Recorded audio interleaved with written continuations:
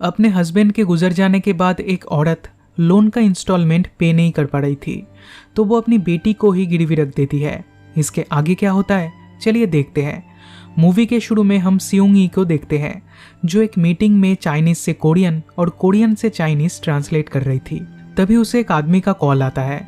वो कहता है, इतने सालों से हम जिसे ढूंढ रहे थे वो हमें मिल गया है। ये सुनते ही सियोंग ई फौरन यहाँ से निकलकर एयरपोर्ट की तरफ जाने लगती है और इसी के साथ ये मूवी 30 साल फ्लैशबैक में जाती है। इधर हम सूक नाम के एक आदमी और उसके असिस्टेंट चोई को देखते हैं। दरअसल ये लोग बैंक के लिए काम करते हैं और जो लोग इंस्टॉलमेंट नहीं दे पाते उनसे पैसे वसूलते हैं। कई दिनों से सुक मिंगजा नाम के एक औरत को ढूंढ रहा है, क्योंकि पिछले 2 महीनों से उसने इंस्टॉलमेंट पे नहीं किया है। काफ़ी ढूंढने के बाद भी उन्हें मिंगजा का घर नहीं मिलता, तो ये लोग यहाँ से जाने लगते हैं। पर तभी सामने से उन्हें मिंगजा और उसकी बेटी सियोंग ई आते हुए दिखाई देती है। ये बच्ची वो ही है जिसे हम मूवी के शुरू में देखे थे। सुक फौरन मिंगजा को बैंक का नोटिस दिखाते हुए कहता है, तुमने 2 इंस्टॉलमेंट पे नहीं किया है। इसमें मिंगजा कहती है उसके हस्बैंड की मौत हो गई है, तो पैसों की थोड़ी प्रॉब्लम चल रही है, पर अगले महीने एक साथ 3 महीने का इंस्टॉलमेंट वो पे कर देगी। पर सुक कहता है, मैं तुम पे बिलीव नहीं करता, तुम्हें कुछ ना कुछ गिरवी रखना पड़ेगा। मिंगजा कहती है गिरवी रखने लायक उसके पास कुछ भी नहीं है। तब सुक सियोंग ई को अपने साथ ले जाता है और कहता है, कल पूरे पैसे ले आना और अपनी बेटी को छुड़ा कर ले जाना। फिर गाड़ी में सियोंग ई रोने लगती है। तब सुक कहता है, तुम टेंशन मत लो, मैं तुम्हें कुछ भी नहीं करूँगा, तुम्हें अच्छा खाना और खिलौना भी दूंगा, और जैसे ही तुम्हारी माँ पैसे लेकर आ जाए तुम्हें यहाँ से जाने दूंगा। तब उसका असिस्टेंट चोई पूछता है, अगर उसकी माँ पैसे ना दे पाई तो क्या यह लड़की पूरी जिंदगी हम लोगों के साथ ही रहेगी? इस पे सुक उसे डांटते हुए कहता है, ऐसा कभी नहीं होगा, क्योंकि बस $750 के लिए कोई भी माँ अपनी बेटी को अपने से दूर नहीं करेगी। घर पहुंच के वो सियोंग ई को चोई का रूम दे देता है, पर चोई को यह सब बिल्कुल भी पसंद नहीं आ रहा था। वो कहता है, इंस्टॉलमेंट के लिए किसी बच्चे को उठा के ले आना बिल्कुल भी ठीक नहीं है। इस पे सुक उसे डांट कर चुप करा देता है। दूसरी तरफ मिंगजा पैसे अरेंज करने की काफ़ी कोशिश करती है, लेकिन कोई भी उसकी मदद नहीं करता। तब हमें पता चलता है मिंगजा कोरियन सिटीजन नहीं है, वो एक चाइनीज़ है और कई सालों से कोरिया में बिना वीज़ा के रह रही है। बट अनफॉर्चुनेटली ये बात पुलिस को पता चल जाती है और पुलिस उसे अरेस्ट कर लेती है। अगले दिन मिंगजा जब पैसे लेकर नहीं आती तब सुक टेंशन में पड़ जाता है। वो सियोंग ई को लेकर मिंगजा को ढूंढते हुए उसके घर की तरफ जाने लगता है, पर रास्ते पे सियोंग ई उन्हें चकमा देकर भाग जाती है। ये दोनों काफ़ी कोशिश करते हैं पर सियोंग ई को पकड़ नहीं पाते। इधर सियोंग ई अपने घर पहुंच चुकी थी, पर उधर उसकी मॉम नहीं है। ये देखकर वो अपसेट हो जाती है। उसे तो पता भी नहीं है उसकी मॉम अभी पुलिस स्टेशन में है। ऊपर से उसे भूख भी लगी थी, तो फ्रिज से कुछ खाना लेकर वो खाने लगती है। मिंगजा के कहने पर पुलिस ऑफिसर अगले दिन सुक को पुलिस स्टेशन में बुलाते हैं। ऑफिसर कहते हैं मिंगजा को वापस चाइना में डिपोर्ट कर दिया जाएगा, पर उसकी बेटी सियोंग ई उन्हें कहीं भी नहीं मिली। ये सुन के सुक थोड़ा परेशान हो जाता है, क्योंकि सियोंग ई उसके पास से भाग गई थी। वो घर भी नहीं पहुंची, ना जाने वो अभी कहाँ होगी। फिर मिंगजा कहती है ये सियोंग ई के अंकल का फ़ोन नंबर है, वो आपको $750 पे कर देंगे और सियोंग ई को भी ले जाएंगे। अगर वो मेरे बारे में पूछे तो उससे कहना जॉब के लिए मैं चाइना चली गई, उसे अपने पढ़ाई पे कंसंट्रेट करने बोलना। जब वो बड़ी हो जाएगी तब मैं उससे मिलने आऊँगी। दूसरी तरफ सियोंग ई अपनी मॉम को ढूंढने के लिए निकल पड़ती है। वो रास्ते पे यहाँ वहाँ भटक रही थी। धीरे धीरे रात हो जाती है, पर उसकी मॉम उसे कहीं भी नहीं मिलती। तब एक आदमी उसे परेशान करने लगता है, पर तभी सुक उधर आ जाता है और सियोंग ई को बचा लेता है। सियोंग ई रोते हुए कहती है वो सुबह से उसकी मॉम को ढूंढ रही है। इस पे सुक कहता है तुम्हारी मॉम जॉब के लिए चाइना चली गई है। ये सुन के सियोंग ई और भी ज़्यादा रोने लगती है। तब सुक कहता है तुम टेंशन मत लो, तुम्हारे अंकल आकर तुम्हें ले जाएंगे। अगले दिन सियोंग ई अपने से ही घर का सभी काम करने लगती है। ये देखकर सुक को बिल्कुल भी अच्छा नहीं लगता। वो कहता है तुम्हारे अंकल लाके तुम्हें ले जाएंगे, वो बहुत रिच है, तुम अच्छे स्कूल में जाओगी, अच्छा खाना खाओगी, अच्छे कपड़े पहनोगी, तो तुम्हें ये सब काम करने की कोई भी ज़रूरत नहीं है। सुक अभी भी उसे पॉन कहकर ही बुलाता है। पॉन का मतलब है गिरवी।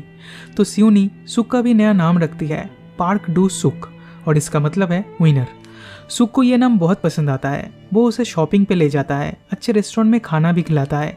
सियोंग ई कहती है वो उसके फेवरेट सिंगर के शो में जाना चाहती है। तब सुक उसे वहाँ ले जाता है। दिन शो के बाद उस सिंगर का CD और एक पोस्टर भी खरीद के देता है। सियोंग ई बहुत खुश होती है और सुक को थैंक्स कहती है। कहीं ना कहीं सुक भी उसे पसंद करने लगा था। वो उसे अपनी बेटी की तरह ही मानता था, पर अब वो चली जाएगी इसलिए सुख अपसेट है। अगली सुबह सुख उसे बस स्टैंड पे छोड़ने जाता है, तब अपना पेजर नंबर देकर कहता है तुम्हें जब भी ज़रूरत हो मुझे कांटेक्ट करना। सुख उसे एक सीडी प्लेयर भी गिफ्ट करता है ताकि वो उसके फेवरेट सिंगर का गाना सुन सके। कुछ देर बाद स्योंगी के अंकल उसे लेने आते हैं, पर स्योंगी उन्हें देखकर पहचान नहीं पाती। तब उसके अंकल कहते हैं स्योंगी बहुत छोटी थी जब उनसे मिली थी, इसलिए वो उसे पहचान नहीं पा रही। उसके अंकल सुख के पूरे पैसे दे देते हैं और स्योंगी को लेकर यहाँ से चले जाते हैं। पर इसके बाद से सुख को कोई भी काम में मन नहीं लगता। वो हमेशा स्योंगी को मिस करता है। ये चीज़ चोई नोटिस करता है और स्योंगी को एक बार कॉल करने के लिए कहता है, पर सुख उस पर गुस्सा हो जाता है और कहता है इसकी कोई ज़रूरत नहीं है, वो बिल्कुल ठीक है। पर कुछ देर बाद सुख चुपके से स्योंगी को कॉल करके एक वॉइस मैसेज देता है और जब स्योंगी फ्री हो उसे कॉल बैक करने के लिए कहता है। इस तरह से कई बार वो स्योंगी को वॉइस मैसेज भेजता है, पर उसका कोई भी रिस्पॉन्स नहीं आ रहा था। तब वो उसके अंकल को कॉल करता है, पर वो फ़ोन पे नहीं आते। इससे सुख को शक होने लगता है और वो उसके अंकल से मिलने उनके घर पे जाता है। उन्हें कन्फ्रंट करने पर वो कहते हैं उन्होंने $3000 के बदले स्योंगी को एक एजेंट के पास सेल कर दिया है और अब उन्हें नहीं पता स्योंगी अभी कहाँ है और किस हाल में है। इधर हम देखते हैं उस एजेंट ने उसे एक डांस बार में सेल कर दिया है और उधर वो एक मेड की तरह काम कर रही है, यहाँ तक कि उससे टॉयलेट भी साफ करवाया जा रहा है। स्योंगी पूछती है वो स्कूल कब जाएगी। तब वहाँ की एक डांसर कहती है तुम कभी भी स्कूल नहीं जा पाओगी और तुम्हें भी एक डांसर ही बनना होगा। दिन शाम को एक कस्टमर गुस्से में दीवार पे एक बॉटल फेंक कर मारता है। इससे उसे चोट लग जाती है, पर यह डांसर उसे डॉक्टर के पास ले जाने की जगह उसका फर्स्ट एड करके उसे छोड़ देती है। दूसरी तरफ सुख एंड चोई बहुत परेशान हो चुके थे। किसी भी हालत में उन्हें स्योंगी को ढूंढना होगा। सुख ने अपना फ़ोन नंबर तो उसे दिया था, पर अपना एरिया कोड देने भूल गया था, तो वो बार बार स्योंगी के पेजर में मैसेज करके एरिया कोड के साथ उसका फ़ोन नंबर सेंड करता है। फाइनली रात को स्योंगी उसे कॉल करके कहती है उसे एक डांस बार में सेल कर दिया गया है। वो उस डांस बार का एड्रेस भी उसे देती है। ये सुन के सुख गुस्से से पागल हो जाता है और फौरन गाड़ी लेकर निकल पड़ता है। उस डांस बार में पहुंचने में आधी रात हो चुकी थी। वो बाहर से स्योंगी को जोर जोर से बुलाने लगता है। तभी स्योंगी इधर आती है और सुख दरवाजे का कांच तोड़कर उसे बाहर निकाल लेता है। ये लोग यहाँ से जा ही रहे थे कि तभी वो डांसर उन्हें रोकती है। सुख पूछता है तुमने इस लड़की को कितने में खरीदा था। डांसर कहती है $4000। तब सुख अपना कार्ड देकर कहता है कल मुझे कॉल करना, तुम्हारे सारे पैसे तुम्हें मिल जाएंगे।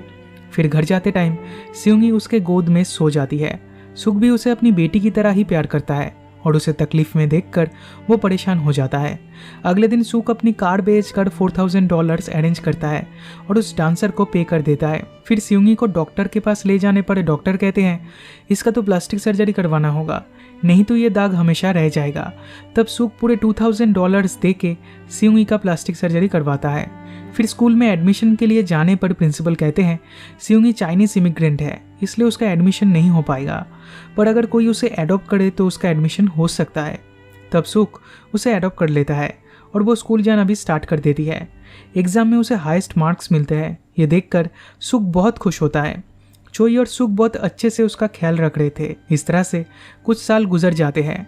अब स्योंगी बड़ी हो चुकी है, वो अब हाई स्कूल में पढ़ती है। एक दिन उसकी मॉम मिंगजा स्कूल के बाहर स्योंगी का वेट कर रही थी।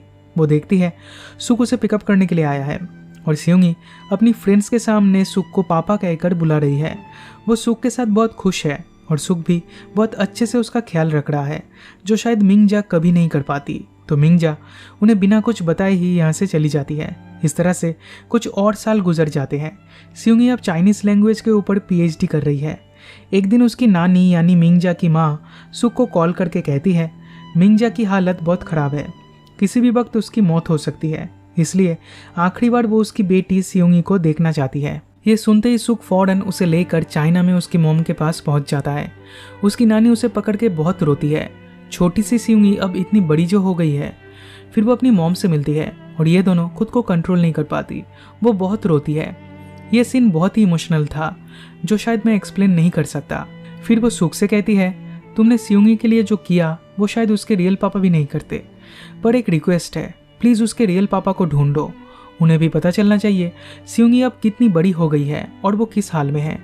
पर यह सुन के सुख शॉक्ड हो जाता है, क्योंकि उसे लगा था स्योंगी के पापा मर चुके हैं। दरअसल किसी दूसरी औरत के लिए वो मिंगजा और सियोंगी को छोड़कर चले गए थे।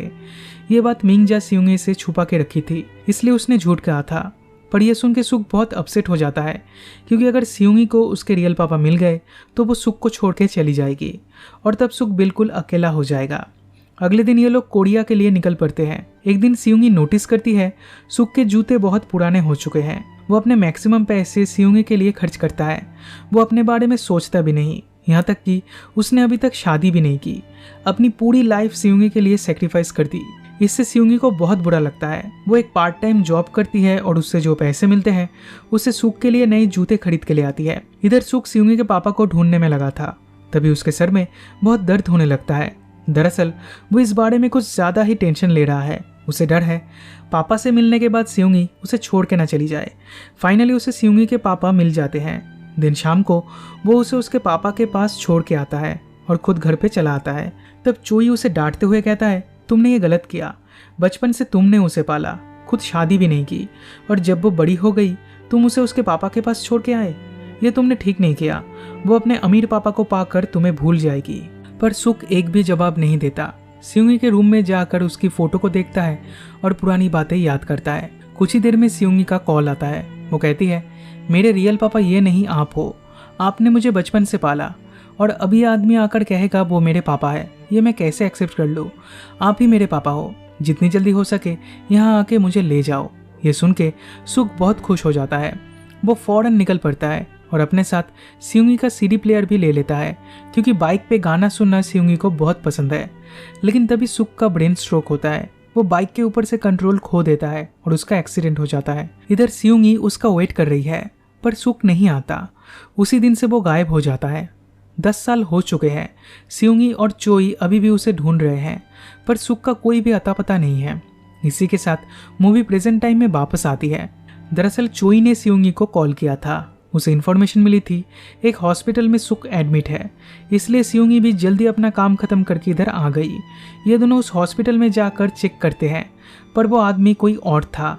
चोई ने अब एक्सेप्ट कर लिया है उन्हें सुक कभी नहीं मिलेगा। उसे लगता है सुक अब जिंदा नहीं है, पर सियोंगी ये मानने के लिए तैयार ही नहीं है। उसे लगता है सुक अभी भी जिंदा है और वो उन्हें एक दिन जरूर मिलेगा।